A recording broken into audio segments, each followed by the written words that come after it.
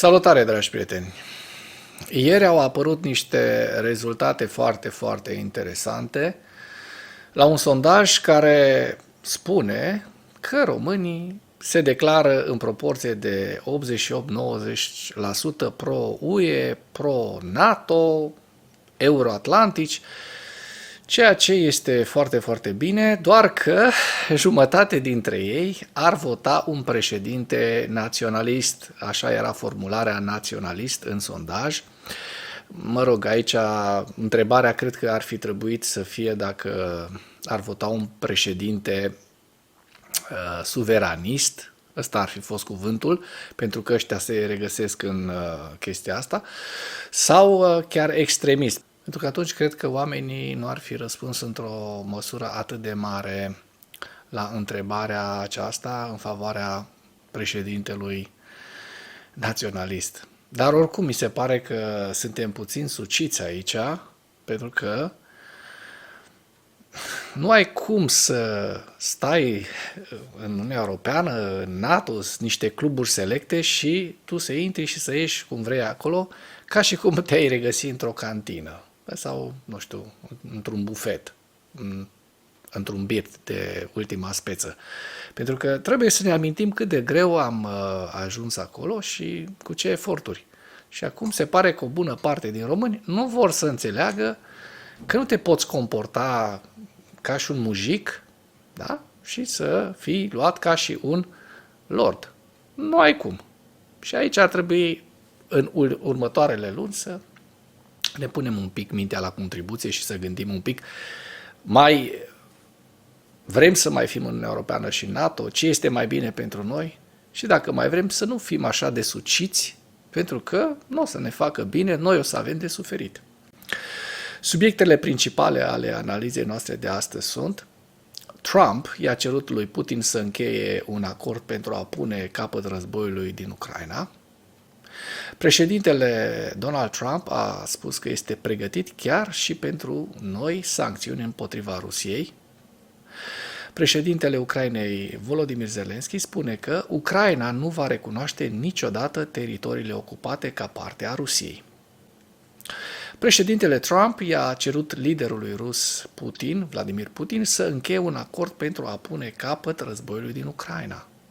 Trump a subliniat că continuarea conflictului distruge Rusia, provocându-i pierderi economice și umane semnificative. Sursa informației CNN, citând comentariile lui Trump în timpul unui apel cu reporterii la Casa Albă, în care spune că trebuie să facă o înțelegere, cred că distruge Rusia dacă nu va face o înțelegere. Trump a remarcat că continuarea conflictului provoacă daune semnificative Rusiei. El a evidențiat problemele economice, inclusiv inflația, care se apropie de 10%. Cred că Rusia va avea mari probleme. Uitați-vă la economia lor, uitați-vă la inflația lor, a spus acesta. De asemenea, a menționat pe scurt pierderile Rusiei în război. În special, Trump a anunțat că intenționează să se întâlnească cu Putin pentru a discuta modalitățile de a pune capăt conflictului, menționând că detaliile întâlnirii sunt în prezent convenite. Ar putea fi foarte curând, a spus el, războiul dintre Ucraina și Rusia nu ar fi trebuit să înceapă niciodată. Nu poate fi fericit, a spus Trump despre Putin, lucrurile nu merg prea bine pentru el, adică îl doare, nu arată foarte bine. Cum îl cunoaște Trump pe Putin? Nu știu, dacă îl doare, dacă nu îl doare, probabil, da, acum chiar ne pasă nouă că Putin are dureri. Cred că ar fi foarte fericit să pună capăt acestui război, a adăugat el. Trump a spus că președintele ucrainean Volodymyr Zelensky a spus că dorește să încheie un acord cu condiția ca acest acord să ducă la un sfârșit de durată al războiului, care ar fi acceptabil pentru Ucraina.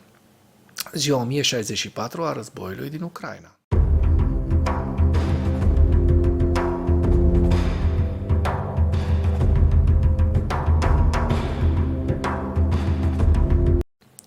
Potrivit statului major al forțelor armate ale Ucrainei, în dimineața zilei de 22 ianuarie 2025, pierderile totale în lupta ale Rusiei de la începutul invaziei neprovocate asupra Ucrainei se ridică la cifra de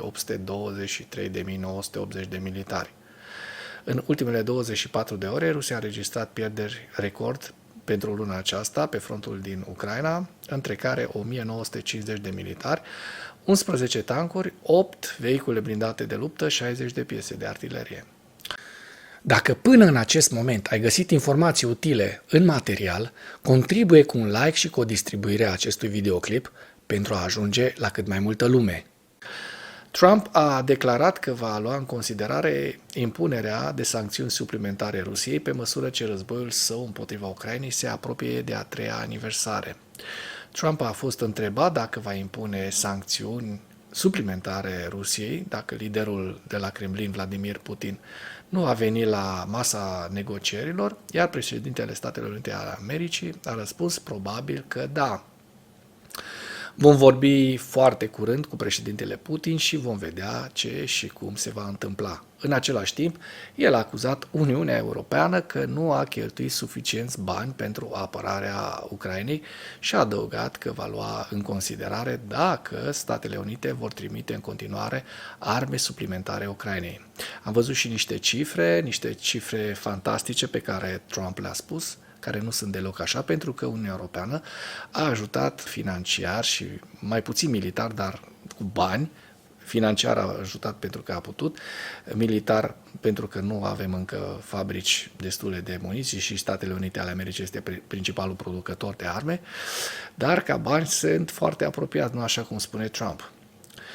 Statele Unite, așa cum știți, în timpul administrației fostului președinte american Joe Biden, în ultimele luni ale mandatului, acestuia a lucrat pentru a transfera cât mai multe arme și bani la Kiev înainte de a părăsi Casa Albă, pentru că știa că Trump vine și nu se știe ce se întâmplă.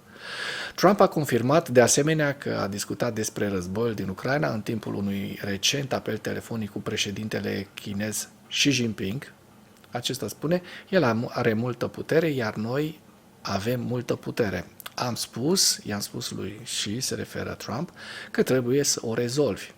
Să vedem cum o să o rezolve micuțul. Președintele Zelensky a spus că Ucraina nu va fi de acord cu un compromis care să implice recunoașterea teritoriilor ocupate ca parte a Federației Ruse, chiar și sub presiunea tuturor aliaților. Zelensky a subliniat că, pentru Ucraina, teritoriile ocupate vor rămâne mereu ucrainene până în momentul în care vor fi eliberate, până când vor reveni sub controlul statului. Oricum, lăsați tot aliații lumii să se unească, încă nu recunoaștem teritoriile ocupate. Acest lucru este imposibil. Nu le recunoaștem legal. Pentru noi, ele vor rămâne mereu teritorii ocupate până ne întoarcem acolo. Președintele a subliniat că dialogul cu Rusia ar trebui să se desfășoare doar dintr-o poziție de forță, întrucât orice încercare de a trata agresorul ca pe un egal este deja o înfrângere pentru Ucraina. Putin nu poate fi subiectivizat în această poveste. A încălcat totul. El este vinovat și trebuie să-și dea seama. Dar a nu-l opri, dacă vorbiți cu el de la egal la egal, este o pierdere pentru Ucraina. Așa este. În ceea ce urmează vă prezint un slide cu evoluția de ieri a celor mai importante fronturi din Ucraina și cu principalele știri din presa ucraineană. Hărțile sunt creația Institutului pentru Studiul Războiului.